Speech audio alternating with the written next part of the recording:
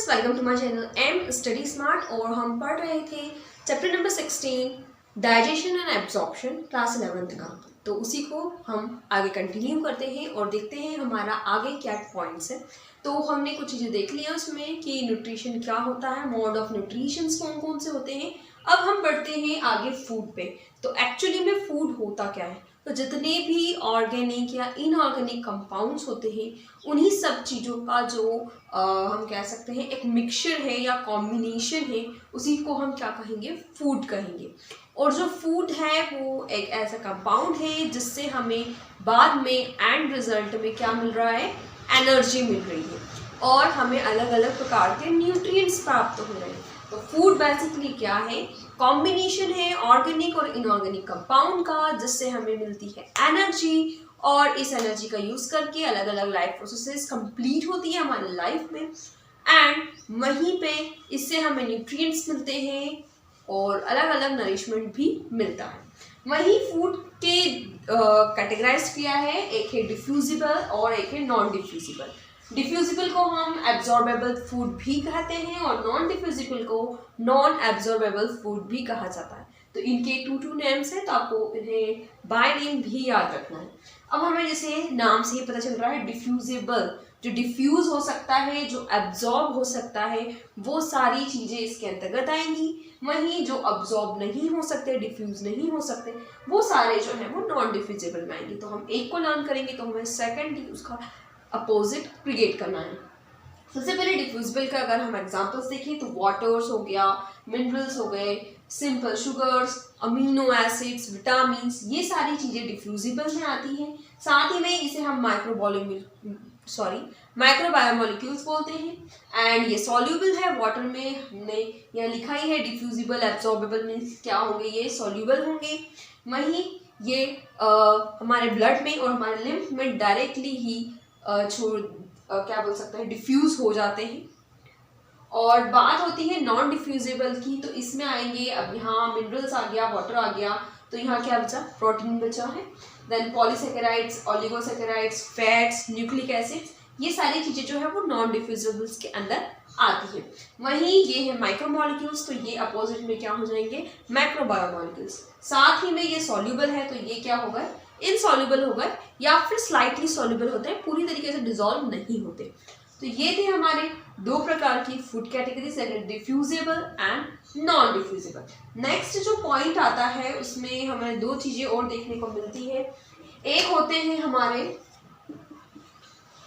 Food proper, और जो second चीज देखने में आती है उसे हम कहते हैं फूड एसेसरीज। फूड एसेसरीज, ये दो और जो है हमारे पॉइंट्स हैं जो कि इस चैप्टर से रिलेटेड है, फूड से रिलेटेड है। एक है फूड प्रॉपर, तो फूड प्रॉपर से क्या होता है, हमें एनर्जी मिलती है और इससे हमें न्यूट्रिएंट्स प्राप्त होते हैं। ठीक है, तो जो प्रोवाइड करते हैं हमें एनर्जी उसे कहते हैं फूड एसेसरी, और जिससे हमें एनर्जी तो नहीं मिलती बट हम उसे लेते हैं और वो कहलाती है फूड एसेसरीज। अब हम एग्जाम्पल्स से अगर देखना चाहें तो फूड प्रॉपर्स में आपके आ जाएंगी कार्ब्स, फूड प्रॉपर्स में आ जाएंगी कार्ब्स, प्रोटीन।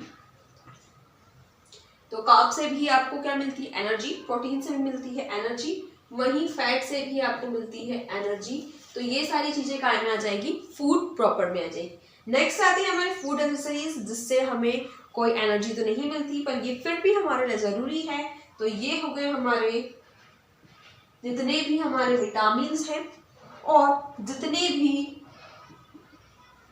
इनऑर्गेनिक सॉल्ट हैं वो भी काय में आ जाएंगे, हमारे फूड एसेसरीज में आ जाएंगे। मतलब ये एनर्जी दे रहे हैं या एनर्जी नहीं दे रहे हैं, लेकिन फिर भी इनकी ज़रूरत है हमारी बॉडी में, तो हम इसे इंटेक्ट करते हैं।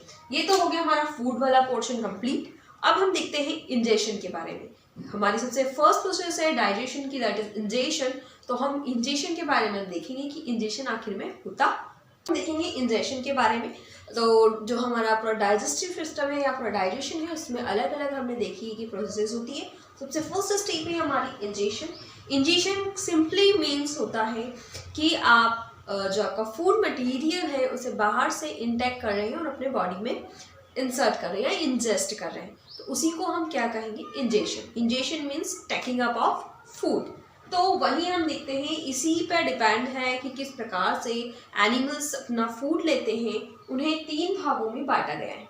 सबसे पहला है हमारा फ्लूइड फीडर्स। तो जितने भी एनिमल्स हैं या जितने भी माइक्रो ऑर्गेनिज्म हैं जिसमें फ्लूइड के फॉर्म में खाना लिया जाता है, उसे हम फ्लूइड फीडर कहते हैं। यहाँ पे 3 प्रोसेस कंप्लीटली काम करती है। जैसे सबसे पहले डिफ्यूजन की प्रोसेस जो है, डिफ्यूजन की प्रोसेस का यूज़ करके जो माइक्रो ऑर्गेनिज्म है वो अपने अंदर खाना ले पाते हैं, उसी को हम कहेंगे, वही कहलाएंगे फ्लूइड फीडर्स, जो कि किससे कर रहे हैं, डिफ्यूजन की प्रोसेस यूज़ कर रहे हैं। जैसे दूसरे पैरासाइट्स होते हैं, प्रोटोजोन्स होते हैं, तो इसमें ये वाली प्रोसेस देखने को मिलती है।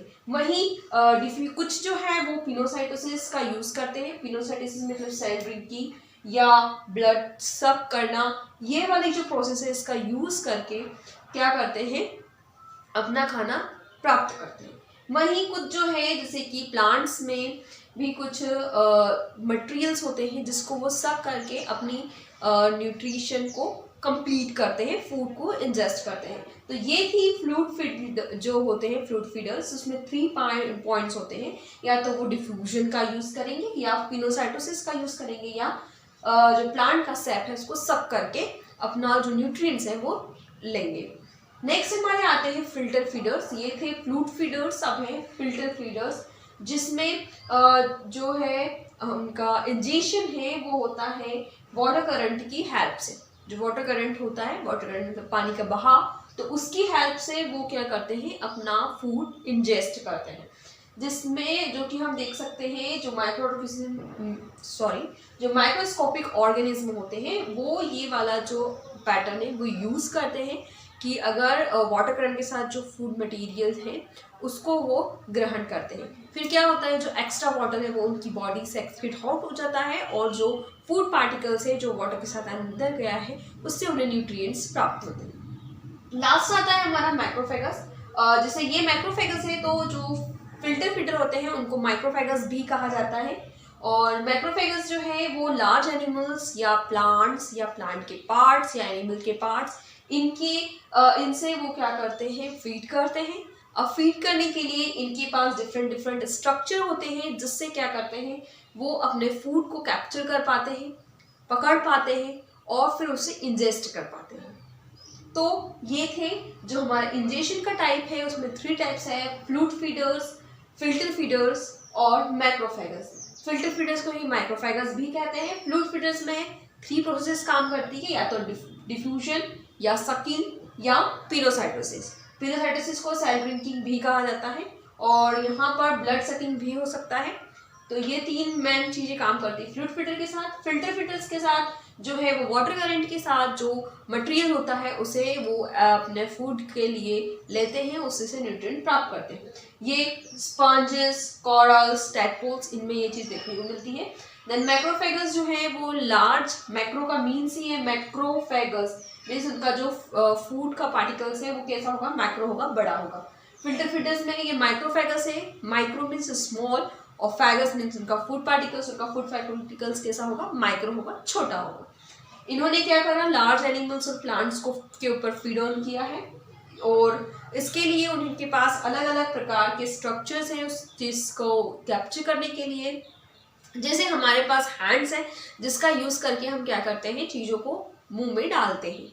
ओके, वैसे इनके पास भी अलग अलग प्रकार के स्ट्रक्चर्स होते हैं जिसकी हेल्प से क्या करते हैं, ये फूड को इंजेस्ट कर पाते हैं। इसका एग्जाम्पल हो गया फ्रॉग, इंसेक्ट्स या हाइड्रास। तो ये था हमारा चैप्टर नंबर 16 का कुछ पोर्शन, जिसमें आज हमने देखा फूड, और देखा फूड में कौन कौन सी कैटेगरीज होती है। साथ ही हमने देखा इंजेशन वाला पोर्शन कि इंजेशन में क्या होता है।